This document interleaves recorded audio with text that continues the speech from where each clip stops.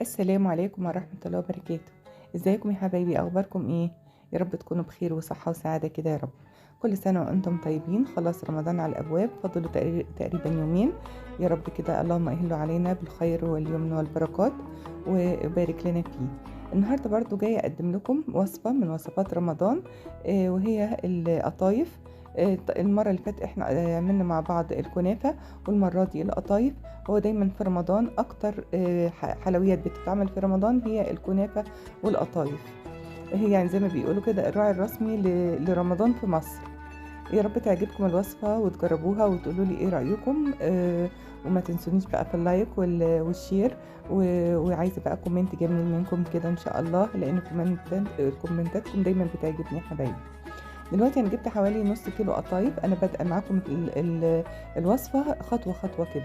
وجبت بقى سكر بودره، على زبيب، على سوداني، على جوز هند. طبعا المكسرات دي بترجع لك انتي. طبعا اللي انتوا شفتوها دلوقتي دي ماكينه بنعمل بيها القطايف، بتسهلها جدا احسن ما بنعملها على ايدينا. دلوقتي انا جبت نص كيلو قطايف. طبعا انتوا شايفيني وانا بفتح الاسترتش من عليها، يعني لسه جايباها حالا. فدلوقتي ببدأ بقى افرطها كده بالراحة، افردها من بعضها كده بالراحة، لان للاسف هما ما بيحطوها يعني زي ما تقول بتعرق على بعضها كده، او بتبقى فيها زي مية كده. فلازم تفرديها قبل ما تعمليها عشان ما تتقطعش معاكي.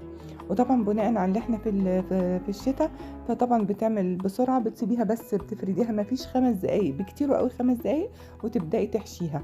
عشان لو سبتيها فترة طويلة بتنشف وبتتفتح منك وما بتبقاش حلوة وهتترمي طبعا. دلوقتي شفتوا بقى الماكينة اللي انا جبتها، هي اولا رخيصة جدا مش غالية خالص. وبعدين بتعمليها بالشكل ده. ولو القطايف كبيرة شوية زي دي كده، في بعضها عندي كان كبير، وطبعا القطايف كلها ما بتجيش في حجم واحد. فلو هي كبيرة كده بتروحي ايه مسوياها، بس بتعملها زي شكل المروحة كده، بتبقى شكلها جميل قوي. وطبعا لازم توزعي الخلطة اللي انا قلت لكم عليها، اللي هو جوز هند، على سكر بودرة، على سوداني، على سوداني، على جوز هند، على زبيب. عايزة تزودي انت بقى عين جمل، فستق، لوز، دي حاجة ترجع لك انت. احنا بنحاول بقدر الامكان نوفر في بيتنا.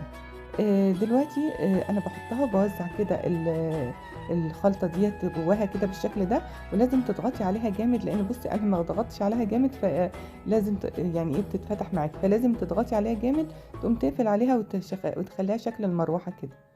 وتسوي طبعا الخلطه جواها كده، بحيث تفرديها، بحيث تبقى ايه لما تتعمل. طبعا هتشوفوها لما افتحها لكم دلوقتي هيبقى شكلها جميل قوي.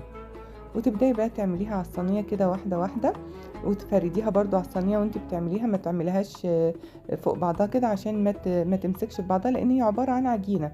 فطبعا لازم تبقى كده بتفرديها علشان تحشيها. وقبل ما تحشيها كمان بتفرديها زي ما شفتوا كده، بطلعها واحده واحده وبالراحه.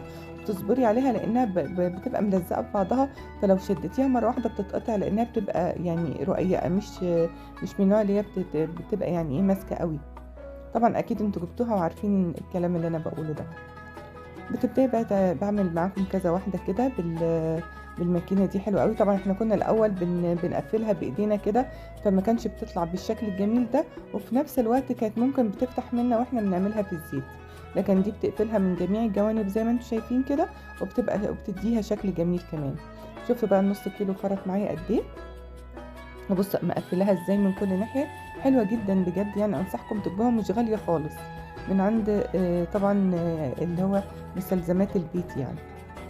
جميل. دلوقتي انا جبت الزيت وحطيته على النار. طبعا بتخليه وسط كده، وبتحطي فيه القطايف بالشكل ده، وبترصيها جنب بعضها كده. اوعي تعلي عين البوتاجاز عليها، لان طبعا لو علتيها هي يعني بتتحرق بسرعه. وطبعا بتكوني مجهزه السيرب بتاعها او الشربات. بيكون طبعا، بس بلاش تحطيها وهي سخنه، ولا هو سخن ولا هي سخنه. لازم تبقى ايه يعني تطلعها شويه كده، حاجه بسيطه وتحطيها فيه. طبعا انا عملت معاكم او قلت لكم طريقه الشربات بتاعها قبل كده. زي الكنافه بالظبط. بتبقى كوبايتين ميه على كوبايه سكر. تمام. طبعًا هو زي ما أنتم شايفين كده ما بتاخدش حاجة، وبتطلّعيها على ورق زبدة أو ورق مناديل. طبعًا يُفضّل ورق الزبدة زي ما أنتم شايفين كده، لإن طبعًا المناديل أحيانًا بتلزق فيها، ولكن ورق الزبدة لأ، بس عشان ما تشربش زيت كتير وتبقى حامية على المعدة. وطبعًا إحنا كمان بخلاف إن إحنا بتبقى حامية على المعدة، بتبقى إحنا طالعين من صيام أو يعني بنبقى بعد الفطار، فبنبقى قايمين يا دوبك كده، المعدة مش ناقصة زيت كمان. فعشان كده بتبقى إيه، عشان تبقى خفيفة كده لازم تصفّيها الأول، وبعدين تحطّيها في الشربات بتاعها. حلو الكلام. وزي ما قُلت لكم العين لازم تكون وسط. شايفة شايفين طالعة حلوة إزاي؟ لإن طبعًا أنا واقفة جنبها، ما تسيبيهاش خالص، لإنها لو سِبتيها ممكن تتحرق. أنا طبعًا هاعمل معاكم كذا يعني، هي طبعًا أنا عملتها على كذا مرّة أو كذا حَطّة يعني. أنا هاعمل معاكم الحَطّة دي كده، وبعد كده إيه، هاكمّل الباقي لوحدي. شُفتوا بقى، هي خلاص هي خلصت، ما بتاخدش وقت خالص. يعني هي والكنافة سهلين جدًا، وخصوصًا القطايف أسهل من الكنافة. وعلى فكرة ممكن تحشيها وتحطيها في طبق فلين كده، وتقفلي عليها بستريتش أو كيس وتحطها. أنا باعمل كده وباشيلها في الديب فريزر من السنة للسنة، باقعد أعمل فيها طول السنة للأولاد، بتبقى حلوة جدًا. شايفين بقى مقرمشة وحلوة إزاي، والحشوة باينة جواها. لأ بصراحة وصفة جميلة جدًا وأنصحكم بيها. كل سنة وأنتم طيبين يا حبايبي، ويا رب تجربوها وتعجبكم وتقولوا لي إيه رأيكم في الكومنتات. وأترككم في رعاية الله وحفظه، والسلام عليكم ورحمة الله وبركاته.